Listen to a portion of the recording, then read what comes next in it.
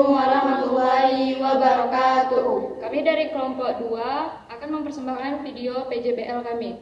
Hari ini kita akan membahas fondasi bangsa kita, yaitu sila pertama Pancasila yang berbunyi Ketuhanan Yang Maha Esa. Sila ini mengajarkan kita tentang iman, toleransi, dan persatuan di tengah keberagaman agama di Indonesia. Mari kita lihat implementasinya dalam kehidupan sehari-hari. Selamat menyaksikan. Hai guys, perkenalkan nama saya Nabila Fitri. Dan saya Nurul Azizah. Saya Stella Nugra Prilia. Saya Irma Melati.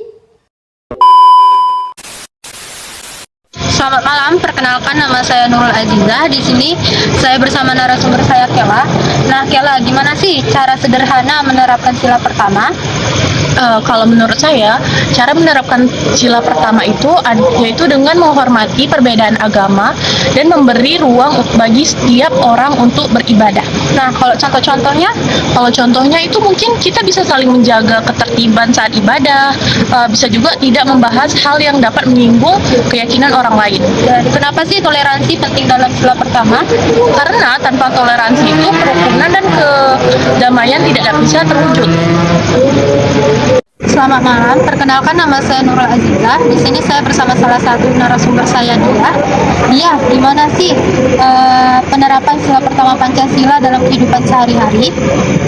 Ya, selamat malam Nurul. Baik, saya akan menjawab pertanyaan kamu ya. Jadi menurut saya, penerapan sila pertama itu terlihat dari sikap saling menghargai antar umat beragama, serta memberikan kebebasan kepada setiap orang untuk menjalankan ibadah sesuai dengan keyakinannya. Bisa nggak sebutkan contoh-contohnya? Tentu saja, misalnya tidak mengganggu ketika ada kegiatan ibadah, menjaga toleransi saat hari pesta keagamaan, dan tidak memaksakan keyakinan pribadi kepada orang lain. Gimana penerapan sila pertama di lingkungan sekolah atau kampus? Kalau di sekolah, penerapannya seperti menyediakan fasilitas ibadah, memberikan kesempatan siswa beribadah sesuai agamanya, dan membangun budaya untuk saling menghormati. Menurut kamu, apa tantangan terbesar dalam menerapkan sila pertama? Menurut saya, tantangannya adalah kurangnya pemahaman tentang toleransi sehingga perbedaan kadang memicu konflik. Karena itu, pendidikan karakter dan dialog antar agama sangat penting. Dan terakhir nih, apa pesan Anda untuk generasi muda? Pesan saya untuk generasi muda yaitu harus terus mengamalkan nilai toleransi untuk saling menghargai dan tidak mudah terpancing isu yang memecah belah perbedaan dan keyakinan di antara kita. Selamat malam, perkenalkan nama saya Nurul Azizah. Di sini saya bersama salah satu narasumber saya Keisha. Keisha, apa sih hal pertama yang terlintas di pikiran tentang penerapan sila pertama? Menurut saya itu menghargai setiap keyakinan tanpa memaksakan agama kepada orang lain. Dan bagaimana Keisha menjaga sikap toleransi dalam perbedaan? Dengan bersikap terbuka, tidak mudah menghakimi dan menghormati ibadah orang lain. Selanjutnya, ada nggak kebiasaan kecil yang menurut Keisha mencerminkan penerapan sila pertama? Ada dong, seperti mengucapkan selamat pada hari raya keagamaan dan menjaga ucapan agar tidak menyinggung agama orang lain. Terus, apa yang bisa dilakukan generasi muda untuk memperkuat nilai ketuhanan? Yang dilakukan seperti menjaga kerukunan, menghindari ujar kebencian, dan menyebarkan hal positif di media sosial. Selamat malam, perkenalkan nama saya Nurul Azizah. Di sini saya bersama salah satu narasumber saya Via. Via, mengapa sila pertama penting dalam kehidupan masyarakat di Indonesia? Karena sila pertama menjadi dasar moral dan spiritual bangsa, serta mengajarkan kita untuk hidup rukun meskipun berbeda agama. Dan gimana sih melihat toleransi beragama diterapkan dalam kehidupan sehari-hari? Saya melihatnya dari kebiasaan saling menghormati ibadah masing-masing, tidak membuat ujaran kebencian, dan mau bekerja sama tanpa memandang perbedaan keyakinan. Ada nggak sih kegiatan yang mendukung penerapan sila pertama di lingkungan tempat tinggal Anda?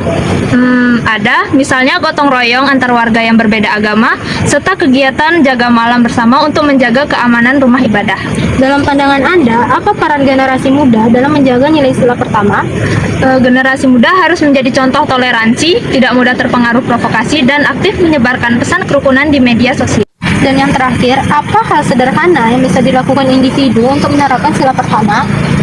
Hal sederhana seperti berbicara yang sopan, menghormati waktu ibadah orang lain, dan tidak menyinggung hal-hal sensitif terkait keagamaan. Sekian sekian informasi yang bisa saya dapatkan dari beberapa narasumber yang sudah saya wawancarai tadi. Semoga dapat bermanfaat bagi kita semua. Terima kasih.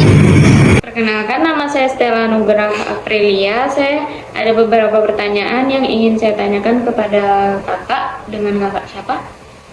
Perkenalkan, nama saya Mona Lisa Dicantika, biasa saya dipanggil Mona. Oke, Kak Mona. Apa yang kakak pahami tentang sila pertama Pancasila, yaitu ketuhanan yang Maha Esa? Buat saya, sila pertama itu intinya ngajarin kita supaya sadar kalau hidup ini ada yang ngatur dan kita tuh ada pegangan moral gitu. Karena Indonesia itu kan terdiri dari beberapa agama yang berbeda-beda kan.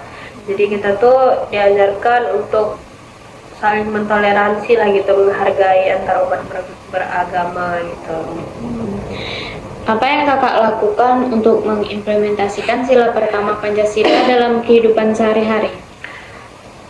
Saya tuh coba jalanin ibadah dan konsisten dan melakukan hal-hal baik seperti tidak merugikan orang lain, tidak membebani orang tua saya, dan saya berusaha untuk berkata jujur gitu. Terus kan apa namanya, buat hal-hal kecil kayak gini tuh kan bikin hati gitu tuh kayak senang gitu menjalani hidup Santai berarti. iya. Apa yang kakak ketahui tentang ajaran agama yang kakak anut dan bagaimana kakak mengaplikasikannya dalam kehidupan sehari-hari? Ajaran agama saya itu kan banyak nyuruh untuk jadi orang baik dan nggak nyusahin orang lain gitu. Jadi saya coba terapkan lewat sikap sehari-hari, lebih sabar, nggak gampang marah. Terus ya seperti tadi yang saya bilang, lebih untuk berusaha berkata jujur gitu. Pokoknya membantu orang lain, hal-hal positif lainnya lah pokoknya. Siapa yang kakak anggap sebagai contoh dalam mengimplementasikan sila pertama Pancasila ini? Itu kalau untuk itu orang tua saya, karena saya dari kecil kan diajar lewat tindakan lah gitu, bukan cuma dari omong-omong aja gitu. Mereka tuh ibadahnya teratur, tapi di luar tuh mereka selalu berusaha adil, sabar, dan nggak pernah merendahkan orang lain yang beda keyakinan sama saya gitu. Siapa yang kakak ajak untuk beribadah atau melakukan kegiatan keagamaan bersama? Kalau untuk itu orang tua saya, adik saya, kakak, saudara-saudara terdekat, teman-teman gitu. Karena kalau misalnya ibadah bareng-bareng tuh terasa lebih asik gitu, lebih gimana ya bilangnya, lebih enak lah gitu, terasa lah ibadahnya gitu. Siapa yang kakak hormati dan kenapa kakak menghormati orang itu? Saya tuh hormat sama orang yang konsisten dalam hidupnya, yang kalau bicara dan bertindak itu sesuai dengan apa yang dibicarakan dan apa yang dilakukan sama dia gitu. Karena menurut saya orang seperti itu langka dan layak dihargai gitu. Kapan kakak biasanya melakukan ibadah atau kegiatan keagamaan? Saya ibadah sebisa mungkin sesuai waktunya ya. Kalau zuhur ya sesuai jamnya, asar segala macam. Selain itu kadang saya kalau misalnya diajak untuk pengajian ya saya pergi, diajak untuk mengaji sama, untuk tarawih, tadarus di masjid gitu saya pergi. Kapan kakak merasa paling dekat dengan Tuhan? Biasanya pas lagi ada masalah itu, karena kan saya pas lagi ada masalah tuh buruk, saya capek mental gitu. Di situ saya lebih baik berdoa dan saya tuh kayak rasa lebih dekat kayak gitu. Kadang juga pas saya ngerasa apa namanya, saya ngerasa damai atau habis bantu orang tuh ada rasa hangat di diri sendiri gitu. Lebih enak. Iya. Kapan kakak terakhir kali melakukan kegiatan yang membuat kakak bersyukur? Belakang ini kan belakangan ini kan saya banyak tugas dari dosen-dosen juga kan. Terus pas ketika saya presentasi dengan lancar, karena dengan lancar tidak ada hambatan, itu membuat saya bersyukur bahwa kerja keras saya selama ini tidak sia-sia gitu. Jadi ketika presentasi tidak ada hambatan itu membuat saya sangat-sangat bersyukur. Gimana kakak biasanya melakukan ibadah atau kegiatan keagamaan? Saya biasanya kalau sholat di rumah gitu, tapi kalau misalnya saya lagi di kampus, pas lagi waktu azan, saya sholatnya di kampus. Di mana kakak merasa paling nyaman untuk beribadah atau melakukan kegiatan keagamaan? Saya tuh paling nyaman kalau ibadah di tempat yang tidak terlalu ramai, sunyi, adem gitu. Jadi rasa bawaannya tuh nyaman aja gitu. Tenang. Ya. Gimana kakak biasanya melakukan kegiatan yang membuat kakak merasa bersyukur? Gimana aja sih sebetulnya, karena kadang pas di rumah, di kampus tuh, atau pas lagi sama keluarga tuh rasa syukur tuh muncul kalau saya lagi bahagia gitu. Syukur saya punya teman kayak gini, syukur saya punya keluarga kayak gini gitu. Mengapa kakak memilih agama yang kakak anut? Karena dari kecil saya sudah diajarkan agama itu sama orang tua saya, diimplementasikan lewat tindakan orang tua saya, tetangga terdekat gitu. Jadi saya nyaman dan masih cocok lah dengan nilai-nilainya gitu. Mengapa kakak merasa penting untuk mengimplementasikan sila pertama Pancasila dalam kehidupan sehari-hari? Karena kalau dasarnya aja udah kuat, kayak kejujuran, moral, terus sikap menghargai perbedaan, kehidupan sosial kita jadi lebih rukun. Itu fondasi karakter yang sehat menurut saya. Mengapa kakak merasa bahwa Tuhan sangat penting dalam kehidupan kakak? Karena Tuhan itu tempat saya pegang pas lagi bingung, takut, atau lagi terpuruk gitu, gak tahu mau harus ngapain, saya baliknya ke doa. Itu membantu saya tetap tenang dan merasa nggak sendirian gitu. Kalau di dunia ini tuh nggak ngerasa sendiri aja gitu.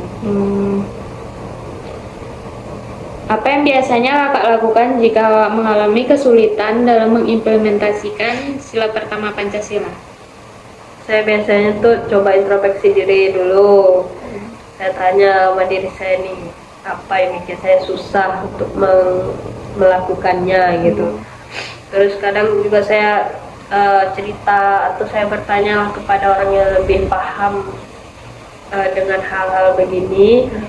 Saya bertanya gimana sarannya, apa yang harus saya lakukan atas permasalahan yang saya alami gitu. Bagaimana kakak menghadapi perbedaan agama dan kepercayaan dalam masyarakat? Saya hadapinya dengan santai, menghargai perbedaan juga gitu. Saya menghargailah batasan-batasan masing-masing gitu. Terus kayak kalau saya nggak memaksakan pandangan saya, kalau misalnya saya merasa itu benar, saya tidak memaksakan orang lain untuk mengatakan benar juga gitu.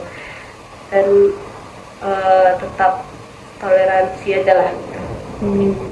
Apa yang kakak lakukan untuk meningkatkan keimanan dan ketakwaan kakak kepada Tuhan?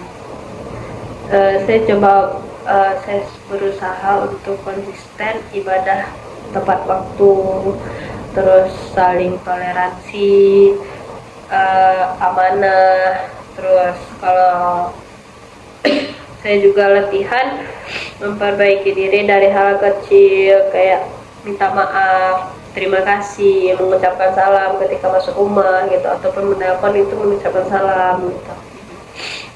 Itu aja sih kak menurut saya. Oke. Sekian pertanyaan dari saya, itu aja kak. Makasih ya. Ya sama-sama. Saya Nobela Tiwi. Di sini saya izin untuk mewawancarai kakak tentang tugas Pancasila pertahanan yang masyarakat yang baru saja pindah ke daerah lain harus berbaur atau membaur ke masyarakat sekitar. Kalau menurut kita ya harus, karena kan kita pas baru pindah pasti kita membutuhkan yang namanya tetangga. Kalau misalnya kita tanpa tetangga dan itu maksudnya kayak hampa nggak sih, kalau kata maksudnya kata apa ya, itu hampa nggak sih. Jadi menurut Pak harus dalam masyarakat harus ada keadilan dan rasa ketidakadilan itu harus dihilangkan agar tidak menimbulkan rasa kebenciannya. Gimana ya Kak? Kalau menurut Kakak rasa keadilan dan rasa ketidakadilan, ketidakadilan itu sih yang harus dihilangkan, karena itu kan lagi-lagi kita masuk sosial, pasti kayak kita tuh masing-masing manusia itu punya pendapatnya sendiri, punya egonya sendiri. Nah, ketika ketidakadilan itu menghampiri dia, pasti dia merasa tidak adil kan, dan dia butuh keadilan itu. Dan menurut Kakak Apa yang harus dilakukan jika terjadi konflik berkaitan perbedaan agama? Bagi kakak sih, yang pertama itu harus sikap toleransi yang kuat, yang mana kita di Indonesia memiliki beberapa agama, nggak cuma agama Islam. Ya itu sih, harus toleransi dan menghargai sesama perbedaan agama. Kak, pertanyaan kedua, menurut Kakak bagaimana kebebasan beragama penting di Indonesia? Sebenarnya sangat penting karena setiap orang kan memiliki haknya masing-masing yang ada di dalam Pancasila, ya.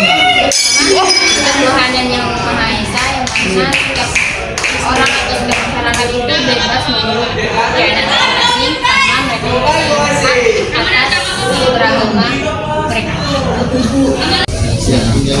Bagaimana cara menciptakan kerukunan antar umat beragama di lingkunganmu? Kalau aku pribadi ya, yang pertama itu adalah lingkungan pertemanan. Pertanyaan kedua, bagaimana cara menciptakan kerukunan antar umat beragama di lingkunganmu? Baik, kalau aku pribadi sih sekarang tuh udah nampak ya, melalui gotong royong itu pasti kan, karena setiap masyarakat kan kita tidak tahu perbedaan agama mereka. Jadi dalam gotong royong itu otomatis mereka bekerjasama dan kita ciptakan kerukunan. Lalu melalui organisasi masyarakat seperti perkumpulan masyarakat dan rapat-rapat sosial. Nah, dari situ kita bisa mengamalkan dan melihat bahwasanya dari hal tersebut bisa menyatukan antar umat beragama. Apa makna sila pertama Pancasila bagi kehidupan masyarakat Indonesia? Baik, menurut perspektif saya, makna dari sila pertama yaitu ketuhanan yang Maha Esa merupakan bahwa Indonesia mengakui secara resmi bahwa adanya Pancasila dalam sila pertama. Pancasila ini mengajarkan bahwa masyarakat Indonesia harus taat dalam beribadah, bebas beribadah di mana saja dan bebas beragama apa saja. Pertanyaan kedua, bagaimana penerapan sila pertama dalam kehidupan sehari-hari? Nah, kalau penerapannya itu sesuai agama kepercayaan masing-masing. Contohnya di dalam agama Kristen, terutama saya itu, saya menjalankan ibadah hari Minggu. Kalau yang Muslim bisa satu hari itu 5 kali. Ya. Mengapa toleransi antar umat beragama penting menurut sila ketuhanan yang Maha Esa? Jadi tadi ini teman-teman semuanya pasti tahu bahwa di Indonesia ini memiliki keberagaman, mulai dari keberagaman agama, suku, ras dan lain-lainnya. Nah, toleransi ini penting, penting karena untuk menghindari yang namanya perpecahan. Dengan menghargai perbedaan, masyarakat dapat hidup rukun dan saling mendukung sesuai semangat persatuan sebagai bangsa. Pertanyaan kedua, sebagai pelajar, apa bentuk kontribusi kamu dalam mengamalkan sila pertama? Nah, dari diri saya sendiri, saya lebih menghargai perbedaan yang ada di antara teman saya, seperti yang berbeda agama, berbeda suku, dan lainnya. Terus saya berusaha untuk tidak menjaga keberagaman tersebut dan menjaga tempat ibadah dan lingkungan mereka. Udah. Menurut kakak, bagaimana sikap seseorang jika keyakinan pribadi bertentangan dengan norma sosial? Seseorang seharusnya tetap bersikap pada keyakinannya, tetapi tetap menghormati aturan aturan dan kebiasaan yang berlaku di masyarakat dengan sikap saling menghargai dan tidak memaksakan kehendak. Perbedaan tersebut bisa disikapi secara bijak. Baik. Menurut kakak, bagaimana menjaga nilai sila pertama di era media sosial agar tidak disalahgunakan? Nilai sila pertama bisa dijaga dengan cara menggunakan media sosial secara bijak dan menyebabkan kegiatan sehingga tidak membawa agama untuk menyerang pihak lain. Media sosial seharusnya digunakan untuk menyebarkan pesan damai dan saling menghormati. Baiklah, makasih. Kakak, bagaimana peran sila ketuhanan yang Maha Esa dalam mencegah konflik antar umat beragama? Menurut saya, sila pertama mengajarkan bahwa setiap orang berhak memeluk dan menjalankan agama yang masing-masing. Kalau nilai yang ini benar-benar dipahami, orang akan lebih saling menghormati dan tidak memaksakan keyakinan kepada orang lain sehingga konflik bisa dicegah. Baik. Menurut kakak, apakah penerapan sila pertama saat ini sudah sesuai dengan nilai toleransi? Menurut saya, penerapan belum sepenuhnya. Di beberapa tempat masih ada sikap toleran, seperti saling merendahkan agama lain. Namun, di sisi lain juga banyak masyarakat yang sudah hidup rukun meskipun berbeda keyakinan, misalnya saling membantu saat ada kegiatan sosial. Baik, terima kasih. Pemaparan kami mengenai implementasi ketuhanan yang Maha Esa. Ingat, berketuhanan adalah dasar moral bangsa. Mari kita amalkan nilai toleransi dalam hidup sehari-hari. Terima kasih. Sampai jumpa.